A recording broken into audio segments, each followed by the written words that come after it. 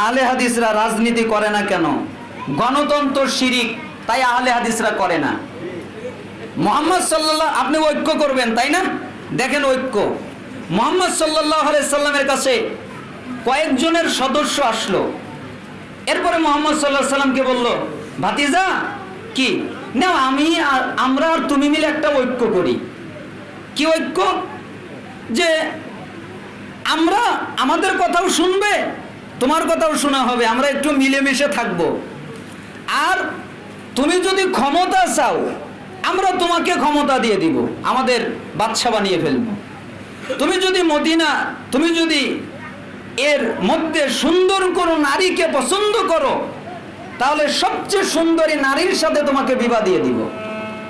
আর তুমি যদি সম্পত্তি চাও, তাহলে আমাদের যার যা আছে সব তোমাদের দিয়ে দিব। কাজটা কি? আমরা ঐক্য করব, একসাথে থাকব।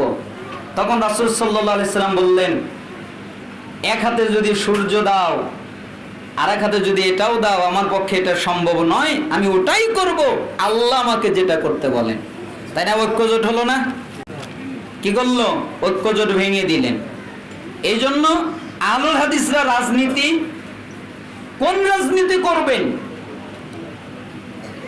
যেই রাজনীতির ভিতরে গণতন্ত্র রয়েছে, শিরিক রয়েছে, শিরিকের মাধ্যমে আপনি উপরে উঠতে চান, কিভাবে হারাম দিয়ে আপনি হালাল প্রতিষ্ঠা করতে চান, এটা কখনো হতে পারে?